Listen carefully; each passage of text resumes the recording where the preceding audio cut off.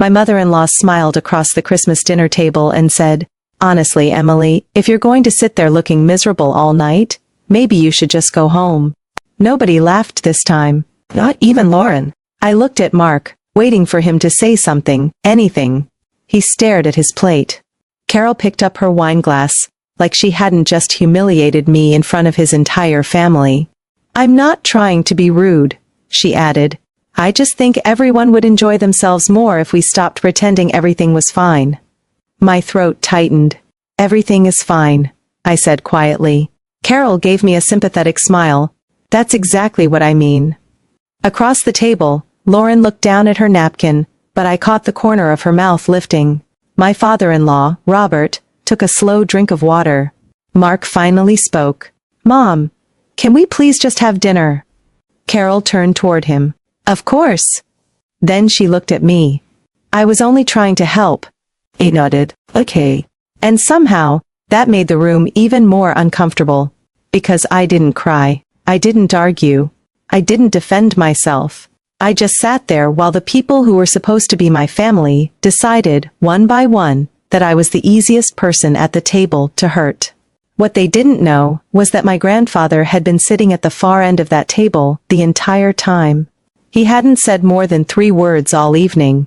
And before that night was over, he was going to make every person at that table wish they had chosen their words very differently.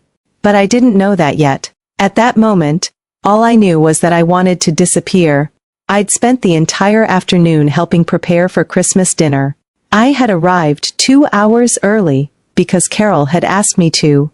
I brought the dessert she specifically requested, a bottle of wine for Robert, and a wrapped gift for every person in the family.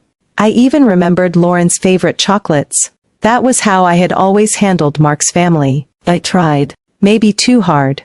For 4 years I'd convinced myself that if I was patient enough, helpful enough, and respectful enough, eventually, they would stop treating me like an outsider. I was wrong.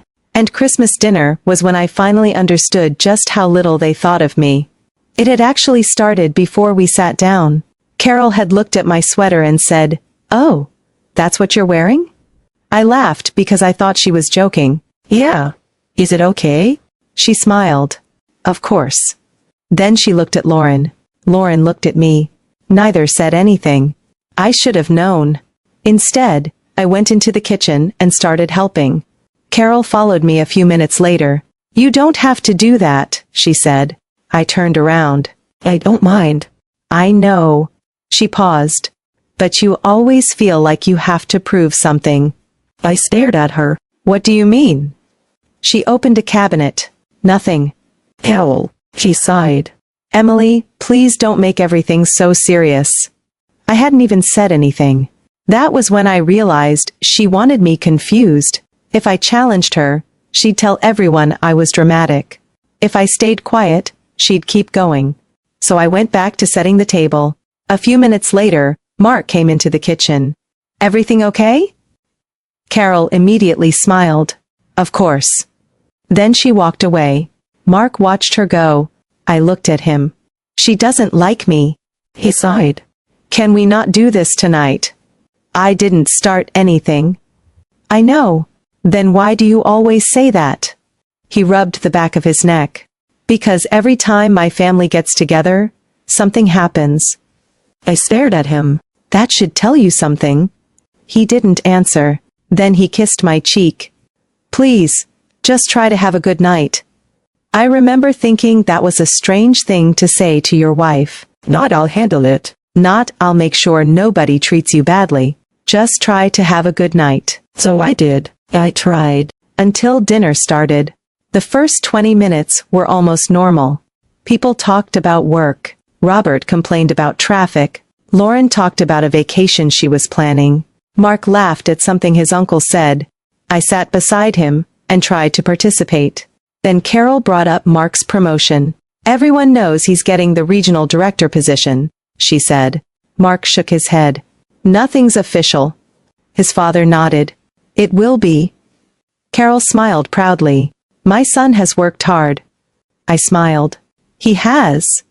Carol looked at me. "Yes, he really has." There was something in her tone. I ignored it. Then she said, especially considering how much time Emily needs from him. Mark's fork stopped halfway to his mouth. I looked at Carol. What does that mean? Oh, nothing. Lauren laughed. What? You know what you're doing. Carol smiled. I really don't. I looked at Mark. He wouldn't meet my eyes. I whispered, are you going to say anything? He shook his head almost imperceptibly. That hurt. But I stayed quiet. Carol continued, Mark has always been ambitious. I just worry that marriage has made him too cautious. I set my fork down. I'm not stopping Mark from doing anything. Carol smiled. I didn't say you were. You implied it. I think you're reading too much into what I said. Robert finally spoke. Let's leave it. Carol nodded. Fine. Then she turned to me. I'm glad we cleared that up. We hadn't cleared up anything. She had just made me look unreasonable. And everyone knew it. The conversation moved on. Then Lauren decided to make it worse. She leaned toward Mark. Hey, remember when Mom used to say you were going to be the first one in the family to own a house? Mark smiled. Yeah. Lauren looked at me. Guess things changed. I didn't respond. She smiled innocently. What? Nothing, I said. That's what I thought. Then she laughed. I looked around the table. Nobody corrected her. Nobody defended me. The worst part was that they had started treating my silence like permission. Dessert came out. Carol placed a chocolate cake in the center of the table. I smiled. That looks great. It is, she said. Lauren glanced at me. It's not one of your healthy recipes. I frowned. I don't have healthy recipes. You did last year. I was trying to eat better. Carol laughed softly. We all remember. I felt my face heat up. Robert chuckled. Mark looked uncomfortable. I reached for the cake. Carol said, Go ahead. Then she added, I'm sure one night won't hurt. The table laughed. I put my fork down. I looked at Mark. He whispered, Don't. I stared at him. Don't what? He shook his head. Just let it go. Something inside me broke a little. Because he wasn't asking them to stop. He was asking me to endure it quietly. He stood. I need some air. Carol looked surprised. Oh, Emily. I stopped. I just need a minute. You don't have to storm out. I'm not storming out. You're upset. Yes. The word came out before I could stop it. Nobody moved. Carol sighed. I was joking. I looked at her. I know. Then why are you upset? I almost laughed. Because sometimes jokes aren't funny. Silence. Mark stood. Emily, come on. I looked at him. Are you coming? He hesitated. That hesitation told me everything. I'm going to stay. He said quietly. He nodded. Okay. I walked into the hallway. I didn't cry. I wanted to, but I didn't. I stood near the front door and stared at the Christmas wreath hanging above it. 4 years. 4 Christmases. 4 years of trying to earn a place with people who had apparently decided I didn't deserve one. Then I heard footsteps. It was Mark. He closed the door behind him. Why did you do that? I turned around. Do what? Make it awkward. I stared at him. Your mother humiliated me. She was joking. You keep saying that. Because she was. She asked me why I was sitting there looking miserable. She didn't mean it like that. How did she mean it? He didn't answer. I stepped closer. Mark, I'm not asking you to fight with your family. I know. I'm asking you to stand beside me. He looked away. I don't want to ruin Christmas. I laughed once. Not because anything was funny. You already did. He looked hurt. That's not fair. No. No. I stared at him for a long moment. Then I said quietly, What's not fair is sitting next to your wife while your family tears her apart and worrying more about whether dinner stays peaceful. He looked down. I waited. He still said nothing. So I walked back into the dining room, and when I sat down, Carol smiled. Feeling better? I nodded. Yes. Good. She picked up her glass. Because we have one more thing to discuss. I looked at her. What? She glanced at Robert. Then Mark, then me. We've been talking about the house. My stomach dropped. What about it? Robert said, Mark's job situation may be changing. Okay. So it might make sense for him to move closer to work. I looked at Mark. He suddenly became very interested in his plate. I said, that's something we would decide together. Carol smiled. Of course. Then she looked at Mark. See? Mark sighed. Mom, please. I didn't say anything. You're doing it again. Doing what? Talking about my marriage like Emily isn't sitting here. Carol's expression changed. For the first time all night, she looked genuinely offended.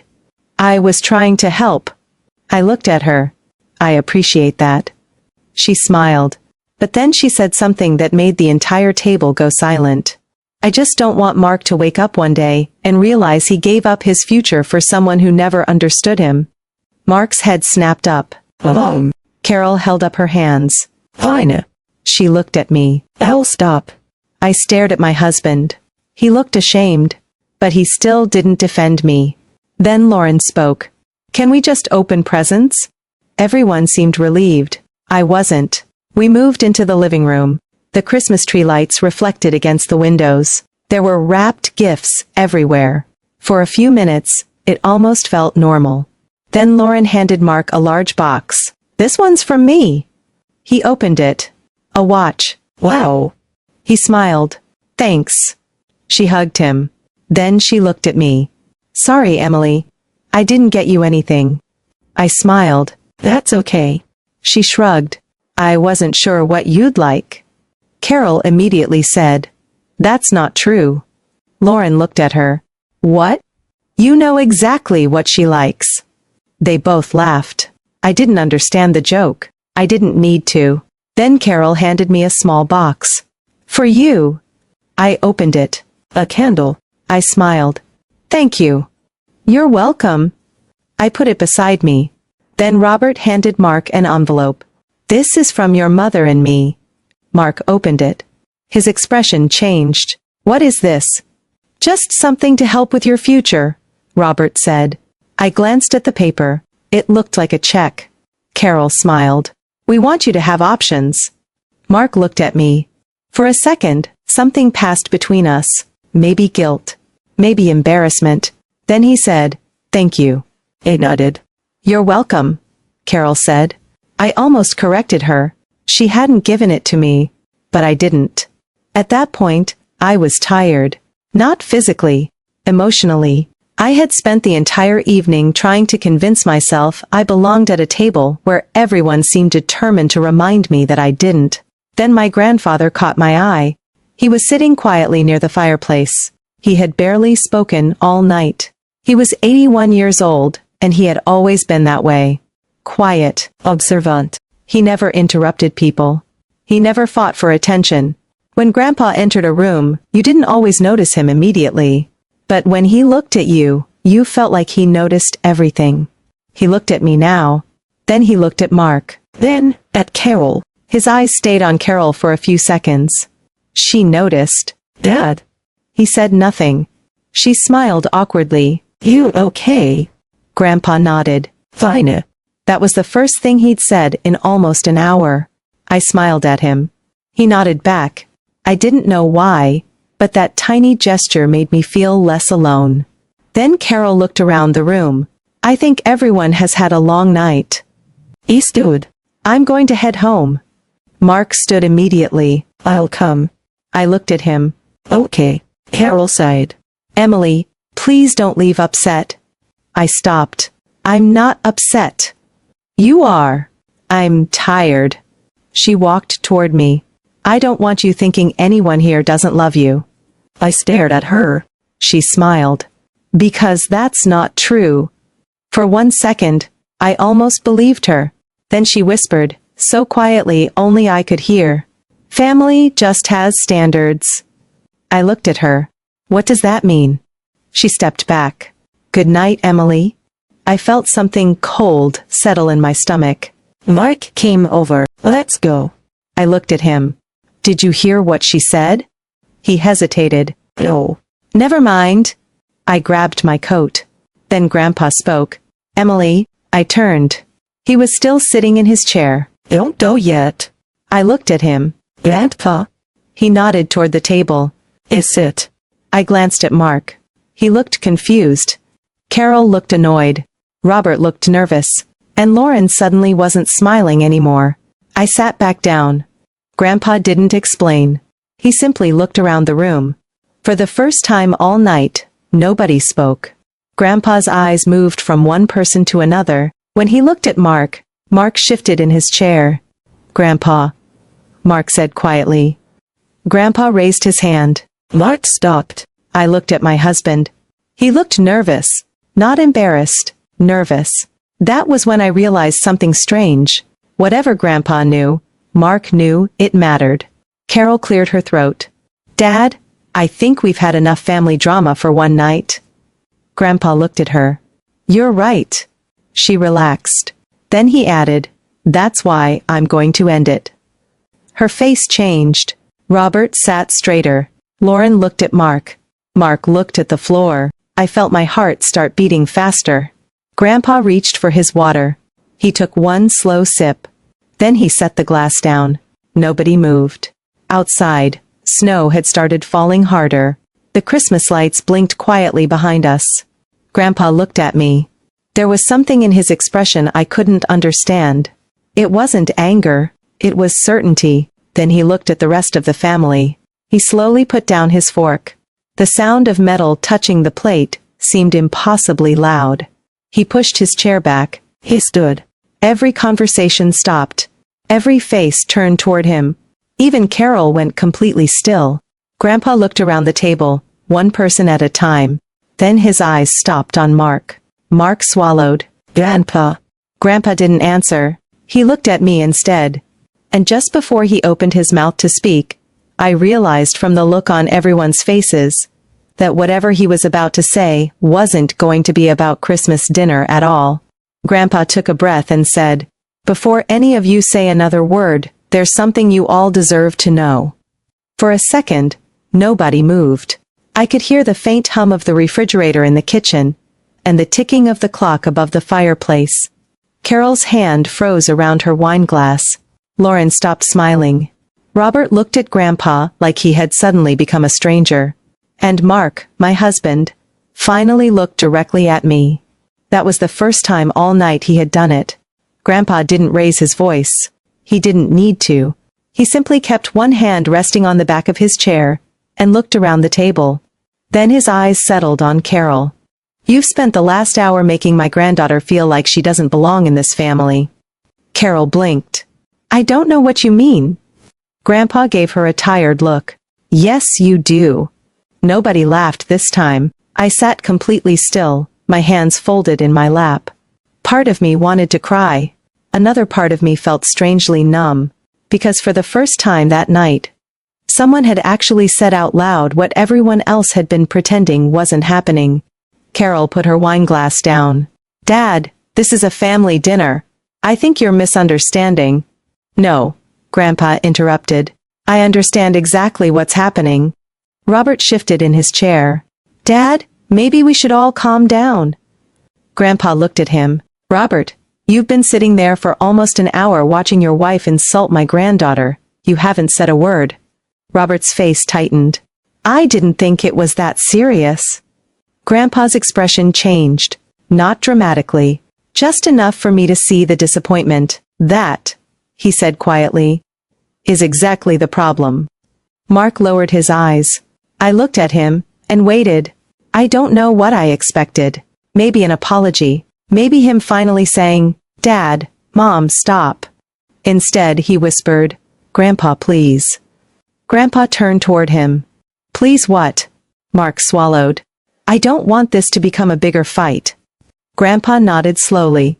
And you think she is the one who made it a fight? Mark didn't answer. That silence hurt more than anything Carol had said. Because there it was. My husband still wasn't defending me. Even with Grandpa standing up for me, Mark was more worried about keeping the peace than about what had been done to me. I looked down at my plate. The food in front of me had gone cold. Earlier that evening, I had actually been excited about Christmas. I had spent 2 days helping Mark choose gifts for everyone. I had brought Carol the scarf she had mentioned wanting. I had wrapped Robert's gift myself. I had even made the dessert because Carol had once told me it was her favorite. And now I was sitting at the same table, wondering why I had tried so hard. Grandpa pulled his chair out and sat down again. But he wasn't finished. "I want everyone to understand something," he said. Carol crossed her arms. "What?" Grandpa looked at her. "This isn't about one comment." That made my stomach tighten. Because I knew exactly what he meant. It wasn't one comment. It had been years. Little remarks. Backhanded compliments. Questions about whether I was really contributing enough to the household. Comments about my job. Comments about how Mark had supposedly settled down after marrying me. Tonight had simply been the first time they had done it in front of everyone. Grandpa reached for his glass of water. "You've been treating Emily like she has to earn her place here." Carol shook her head. "That isn't true." Grandpa smiled sadly. "Then why did you tell her tonight that Mark could have married someone more suitable?" The room went completely silent. My head snapped up. I hadn't told Grandpa about that. Nobody had. Carol's face changed. It was the first time all evening she looked genuinely caught off guard. Mark looked at his mother. "You said that?" Carol stared at him. "I didn't mean it that way." "You said it," Mark replied. His voice was quiet. But something had changed. For the first time, he sounded less afraid of disappointing his mother than he had all night. Lauren jumped in. Mom was upset. Everybody was joking around. Grandpa looked at her. "Were they?" Lauren's mouth closed. Grandpa's eyes moved around the table. "Because I didn't hear much joking." Nobody spoke. Then Grandpa turned to me. "Emily, I owe you an apology." I shook my head immediately. "You don't." "Yes, I do." He leaned toward me. I should have stopped this sooner. My throat tightened. "You didn't know." I knew enough. Those 3 words stayed with me. Because suddenly I realized something. Grandpa hadn't been unaware. He had been watching. Maybe for much longer than I understood. I looked at him carefully. "You knew?" He nodded. "I've noticed things." Carol pushed her chair back slightly. "This is unbelievable." Grandpa didn't even look at her. "No, Carol. What's unbelievable is that you thought nobody noticed." Robert finally spoke. "Dad, what exactly are you accusing us of?" Grandpa turned toward him. "I'm not accusing anyone of anything." He paused. "I'm telling you what I've seen." Robert stared at the table. Grandpa continued. "I've seen Emily bring food to this house and get criticized for how she prepared it. I've seen her sit quietly while people compared her to other women. I've seen Mark avoid difficult conversations because he doesn't want to upset his mother." Mark flinched. Grandpa looked at him. "You know I'm right." Mark didn't argue. That was when I realized something I hadn't expected. Grandpa wasn't trying to humiliate them. He wasn't trying to punish anyone. He was forcing them to hear themselves. Carol's eyes became wet. "You make it sound like I'm some terrible mother." Grandpa's voice softened. "I think you're a mother who loves her son." Carol looked at him. "But you've confused loving him with controlling him." She looked away. Nobody spoke for several seconds. Then Lauren suddenly said, "What does this have to do with tonight?" Grandpa looked at her. "Everything." He leaned back. "Because tonight showed me something I needed to see." I felt a strange chill move through me. "What did you need to see?" I asked. Grandpa looked directly at me. "Whether this family would protect you when there was nothing in it for them." I frowned. "I don't understand." He didn't answer immediately. Instead, he looked at Mark. "Do you?" Mark stared at him. "No." Grandpa nodded. "I didn't think you would." Carol wiped her cheek. "Dad, you're making this sound much more serious than it is." Grandpa finally looked at her again. "It is serious." Then he said something that made my entire body go still. Because tonight wasn't the first time your family has made a decision about Emily without telling her. I looked at Mark. He went pale. What does that mean? I asked. Grandpa didn't answer me. He looked at Mark, and Mark looked away. That was when my stomach dropped. Mark? He didn't respond. I turned toward him. What is he talking about? Mark rubbed his forehead. Emily, I don't know what you think. Grandpa cut him off. Don't lie to her. Mark froze. Carol whispered, Dad. Grandpa's voice remained calm. You've all been telling yourselves that Emily doesn't know what's happening. He looked at me. She knows more than you think. I stared at him. What do I know? Grandpa reached into the inside pocket of his jacket. He pulled out a small folded envelope. My name was written across the front. Emily. My heart started pounding. Grandpa placed it on the table in front of me. I was going to give you this after dinner. I stared at the envelope. What's inside? Something you deserve to know. Mark's chair scraped against the floor. Grandpa, don't. Everyone looked at him. I did too. Why? I asked. Mark stood there for a second. Then he sat back down. I just don't think tonight is the right time. Grandpa looked at him. That's what you always say. I looked between them. What is going on? Mark's eyes filled with something I couldn't identify. Fear, maybe. Or shame. I was going to tell you, he said. When? He didn't answer. When were you going to tell me? Still nothing. Carol suddenly stood. This is enough. Grandpa looked up at her. No. She stared at him. Grandpa pointed gently toward the chair. Sit down. And somehow, she did. That frightened me more than anything. Because Carol didn't listen to people. Not usually. But she listened to Grandpa. I picked up the envelope. My fingers were shaking. I looked at Grandpa. Can I open this? He nodded. Yes. I slid my finger beneath the flap. Mark whispered my name. Emily. I stopped. He looked at me. I need you to know that whatever is in there, I never wanted to hurt you. I stared at him. Then why didn't you tell me? His eyes dropped. I was scared. Of what? He didn't answer. Grandpa did. Of choosing. Mark closed his eyes. And that was the moment I understood that whatever was inside that envelope wasn't just about Christmas dinner. It was about my marriage, maybe even my entire relationship with his family. I opened the envelope. Inside was a single sheet of paper. I read the first line. Then I looked up at Grandpa. You wrote this? He nodded. I looked back at the paper. The words were dated almost 6 months earlier. My hands went cold. Because underneath the date was a sentence that made no sense at all. It said, Emily, if you're reading this, then the conversation at Christmas happened exactly as I expected. I stopped breathing for a second. Grandpa had known. Not guessed. Known. I looked at him. How did you know? He didn't answer. Instead, he said quietly, keep reading. I did. The letter explained that he had been watching the family for a long time. He had seen how people behaved around money. He had seen how quickly certain relatives changed when they thought someone could benefit them. And he'd noticed something else. Something I hadn't. There had been conversations about me behind my back. Conversations involving Mark. My eyes moved across the page. Then I reached the part that made my hands start shaking. Grandpa had written that he believed someone in the family was deliberately trying to isolate me from the people who actually supported me. I looked at Mark. Who? He didn't answer. I looked at Grandpa. Who was trying to isolate me? Grandpa's eyes became sad. I don't want you to hear it from me. Then who am I supposed to hear it from? He looked toward Mark. My husband finally raised his eyes. And for the first time that night, he looked completely broken. Me, he whispered. I stared at him. What did you do? Mark opened his mouth. Nothing came out.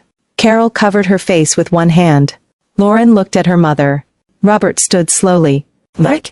Mark looked at his father. Then, at me. I didn't know how to stop it. My heart sank. Stop what? He looked at Grandpa. Grandpa gave him a small nod. And Mark finally said the words I'd been waiting years to hear. My mom has been trying to convince me to leave you. The room went silent. I stared at him. What? Mark's voice cracked. Not just tonight, for years. Carol shook her head. That isn't true. Mark turned toward her. Yes, it is. She looked stunned. You're blaming me now? No. He swallowed. I'm telling the truth. I felt tears burning my eyes. How long? Mark looked down. A long time. How long, Mark? He finally looked at me. Before we got married. I felt like someone had taken the air out of the room. Grandpa closed his eyes briefly. I understood then why he had been so quiet. Why he had watched. Why he had waited. He hadn't wanted to speak for me. He wanted Mark to speak for himself. Mark wiped his face.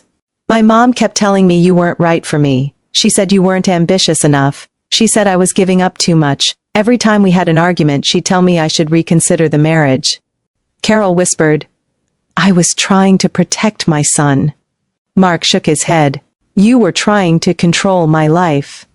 Her face crumpled. I love you. I know. Mark's voice softened. But that doesn't make it okay. I looked at Grandpa. He sat quietly, his hands folded together. What else is in the letter? I turned the page. There was one final paragraph. I read it slowly. Grandpa had written that he wasn't concerned about one bad Christmas. He was concerned about what would happen if nobody stopped pretending. He wanted Mark to understand that marriage required courage. He wanted Carol to understand that love didn't give her ownership over her son. And he wanted me to understand something I had forgotten. I did not have to beg anyone to treat me with dignity. I lowered the paper. Grandpa looked at me. You've spent too much time trying to earn a place at a table where you were already family. That broke me. I started crying. Not loudly. I just couldn't stop the tears. Grandpa reached across the table and squeezed my hand. You don't have to stay where you're not respected. Mark looked at me. I want to change that. I wiped my face. I don't know if you can. I know. For once, he didn't ask me to forgive him. He didn't tell me I was overreacting.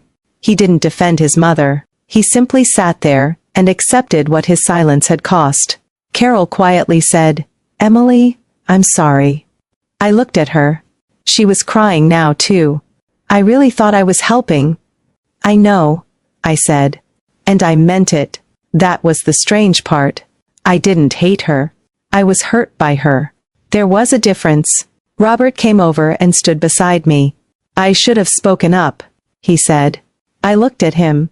Yes, he nodded. I know. Lauren was still sitting silently. Finally she said, I shouldn't have laughed.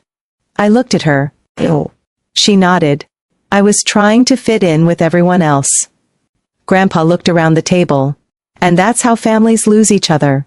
Nobody spoke. The Christmas lights reflected in the window behind him. The dinner was ruined. But somehow, the truth had finally made it to the table.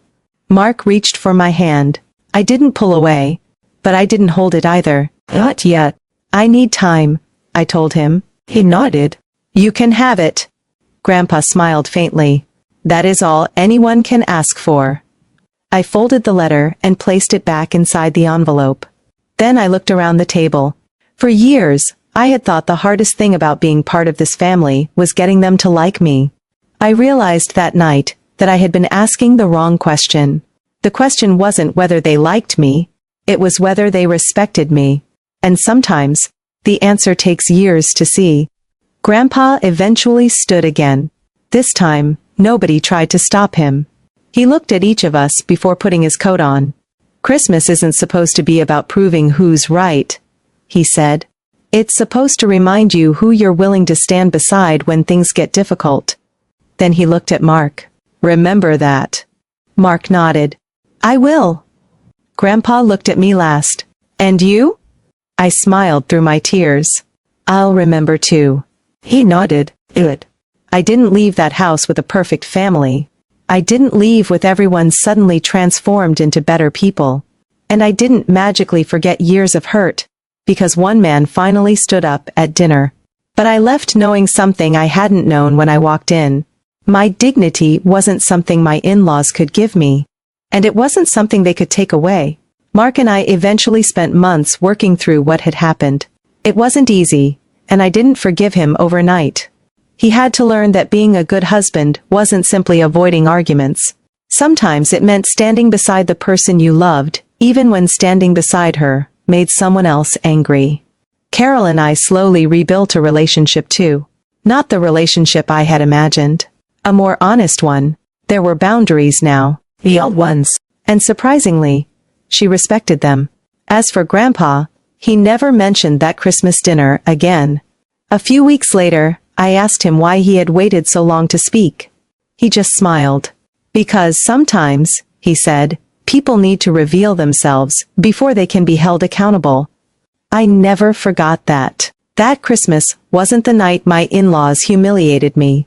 It was the night they finally showed me who they were. And it was also the night I learned that silence doesn't always mean nobody sees what is happening.